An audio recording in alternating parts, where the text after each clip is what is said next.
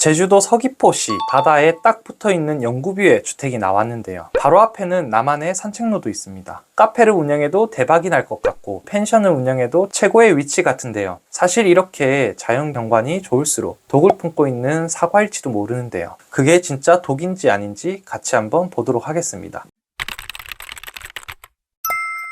안녕하세요, 원어장입니다. 오늘은 2021 타경 4224 제주도 서귀포시 남원읍 파레리에 위치한 주택 및 토지인데요. 토지 면적이 139평, 그리고 건물 면적이 21평입니다. 작년에 최초에 경매에 나왔다가 변경이 돼서 거의 1년 만에 다시 나왔어요. 현재 1차 감정가가 3억 5천인데요. 평당가로 거의 250만 원입니다. 여기 위치를 한번 보면 제주도 남부 서귀포시에 위치한 토지인데요. 확대를 해서 보면 바로 근처에 세속각이 위치를 하고 있고요. 그리고 우리 목적물은 해안가 라인에 딱 붙어 있는 그런 토지입니다. 로드뷰를 한번 보면 도로도 괜찮게 있고요. 그리고 왼쪽에 있는 게 우리 목적물인데 바다도 한눈에 보이는 그런 토지인 것 같아요. 그리고 앞쪽에 보면 이런 산책로도 바로 앞에서 진입할 수 있는 그런 토지인데요. 위치적으로만 봤을 때는 카페를 써도 아니면 펜션을 써도 뭐든지 괜찮은 그런 토지로 보입니다. 그러면 가장 중요한 게 이 집을 대수선을 하거나 리모델링을 하거나 아니면 다시 허물고 다시 건물을 지을 수 있는지를 검토를 해야 되는데요. 그러려면 지적도를 다시 한번 봐야겠죠. 토지 이용 계획 열람을 클릭해서 보면요. 일반적으로 건축이나 개발 행위를 하기 위해서는 설계사무소를 방문해서 전문가와 상담을 해야 되는데요. 어느 정도 내가 알고 있어야 좀 더 디테일한 부분들을 물어볼 수 있는데요. 같이 지적도를 보면서 하나씩 해결해 보도록 하겠습니다. 우리 해당 토지는 자연녹지 지역이고 자연취락지구예요. 자연녹지 지역은 도시지역 중 하나인 거고, 그리고 자연취락지구 같은 경우에는 건폐율의 혜택이 있으니까 더 좋은 거죠. 그리고 아래쪽에 뭔가 복잡한 게 많은데요. 하나씩 보면 가축 사육 제한구역 같은 경우에는 좋아 보여요. 그리고 다음에 보면 역사문화환경보전지역이라고 해서 하나, 둘, 3개나 있는데요. 뭔가 역사문화환경보전지역이라고 하면 개발이 안 될 것 같은 그런 위험한 토지로 보입니다. 그리고 그 다음은 절대보전지역이라고 해서 절대로 개발할 수 없는 그런 느낌도 드는 것 같아요. 그리고 다음으로는 건축계획 심의대상구역인데 이거 같은 경우에는 제주도 전역에 걸쳐 있기 때문에 크게 신경 쓸 부분은 아닌 것 같아요. 그리고 지하수 자원 특별관리구역 같은 경우에도 제주도의 해안가 라인과 그리고 한라산 라인으로 해서는 전부 걸쳐져 있기 때문에 우리가 지하수를 파는 행위가 아니라고 하면 크게 문제될 부분은 없을 것 같습니다. 그러면 여기서 해결해야 될 게 역사문화환경보전지역이랑 절대보전지역인 것 같아요. 이것만 봤을 때는 여기는 뭔가 개발을 할 수 없는 그런 토지처럼 보입니다. 그러면 이게 진짜 독인지 하나씩 보도록 하죠. 요즘에는 전산이 잘 돼 있어서 여기 클릭만 해도 알 수 있거든요. 여기를 클릭하면 아래쪽 문화재 공간 서비스 바로 가기가 있습니다. 여기를 클릭해서 보면요.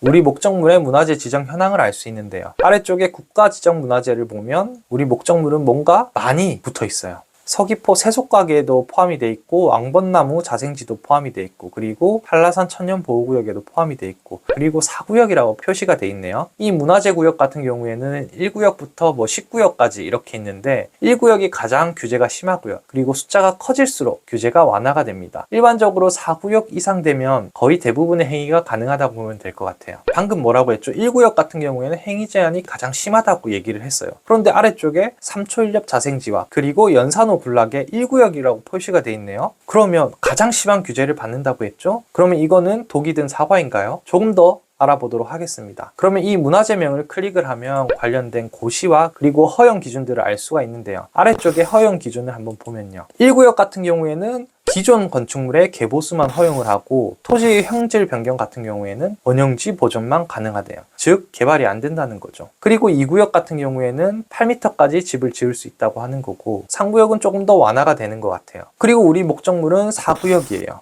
그러면 4구역 같은 경우에는 도시계획 조례에 따라서 처리를 하라고 돼 있는데 그러면 우리 건축법에 맞는 건축물을 지으면 되는 거고 다만 여기는 역사문화환경보전지역이다 보니까 이제 지정문화재의 보존을 위해서 영향이 있는지를 검토를 문화재 담당 부서에 받아야 됩니다. 그렇기 때문에 일반적인 토지 대비해서는 시간이 조금 더 걸린다라는 단점은 있는 것 같지만 그래도 이 4구역 같은 경우에는 대부분의 건축행위가 가능합니다. 그러면 이 4구역은 괜찮아요. 아까 문제가 뭐였죠? 바로 이 1구역입니다. 그럼 여기도 클릭을 해볼게요. 여기도 아래쪽에 내려서 허용 기준을 보면 여기는 1구역인데 아까 4구역에 봤던 거랑 똑같이 도시계획 조례에 관한 법률에 따라서 처리를 하라고 돼 있네요. 그러면 아래쪽도 한번 클릭을 해볼게요. 연산호 군락도 클릭을 해서 보면 허용 기준에 동일합니다. 그러면 뭐죠? 이거는 위에서 봤던 4구역이랑 동일한 행위 제한을 받는 거예요. 그러면 실제적으로 1구역처럼 보이지만 행위 제한은 아닌 거죠. 웬만한 건 다 개발이 가능하다는 거예요. 그러면 낙찰자 입장에서는 아주 좋은 거죠. 자, 이렇게 문화재는 하나는 해결을 했어요. 그러면 또 이 절대 보존 지역이라는 게 있네요. 뭔가 문화재보다 더 보존을 해야 될 것 같아요.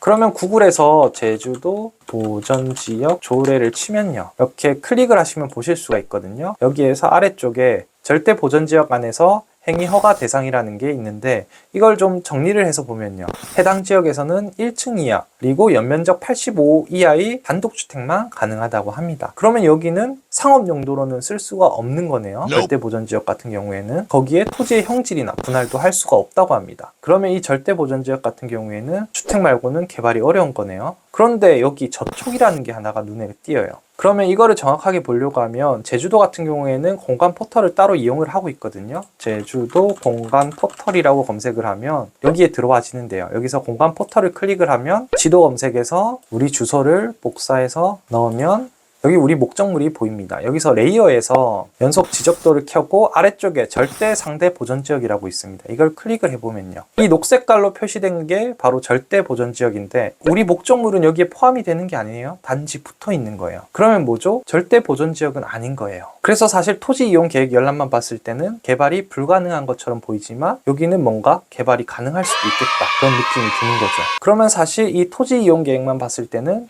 이게 독인 것처럼 보였는데 사실 하나하나 파서 보니까 이거는 독이 아니라 그냥 사과인 거네요. 대부분의 개발 행위가 가능한 그런 토지로 보입니다. 그러면 주변 시세를 한번 보도록 할게요. 우리 목적물이 여기인데 주변에 바닷가 라인으로 거래가 된 게 많이 없는 것 같아요. 해안가는 아니지만 도로에 있는 게 단독주택이 평당 300에 거래가 됐었고요.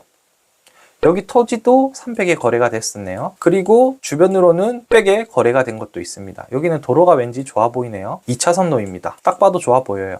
사실 우리 목적물 같은 이런 토지는 정확한 시세를 매기기가 어려워요. 파는 사람과 사는 사람의 마음이죠. 그리고 이런 매물은 잘 나오지도 않아요. 그렇기 때문에 여러분들이 잘 판단을 하시면 될 것 같고, 그러면 주변에는 바닷가 라인은 아니고 안쪽이 300 정도 거래가 됐었다고 이해를 하시면 될 것 같아요. 사실 희소성이 더 중요한 토지죠. 그러면 가장 중요한 우리 토지의 출구 전략을 고민을 해야 되는데요, 사실 투자에 가장 중요한 건 돈을 적게 들이는 거거든요. 그렇기 때문에 이대로 써도 문제는 없을 것 같아요. 여기에서 일부만 리모델링을 해서 펜션으로 사용하던 아니면 카페로 사용해도 충분히 가치가 있을 걸로 보이고요. 요즘 젊은 친구들이 이런 독채 느낌의 스테이들을 좋아하잖아요. 제주도에도 이런 감성 숙소라고 치면 아주 유명한 펜션들이 많이 나올 거예요. 특히나 젊은 친구들이 그런 데를 많이 찾는데 여기도 그렇게 만들 수 있고 나만의 공간으로 만들 수 있을 것 같아요. 그러면 두 번째로는 여기를 대수선을 해서 2층, 3층을 만들고 싶은데 사실 그거는 쉽지는 않을 것 같아요. 여기가 83년도에 지어지다 보니까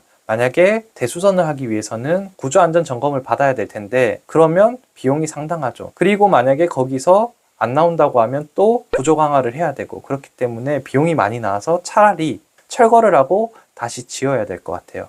여기 도로가 붙어 있고 우수 오수관도 충분히 돼 있기 때문에 잘 연결을 하면 가능할 것 같고요. 그렇게 여러분들의 입맛대로 사용할 수 있는 그런 토지인 것 같아요. 사실 겉으로만 봤을 때는 여기는 독이 든 사과처럼 보이는데 사실은 독이 없는 것처럼 저는 보이네요. 어떻게 여러분들은 이 토지에 투자를 하시겠습니까? 오늘도 시청해 주셔서 감사합니다.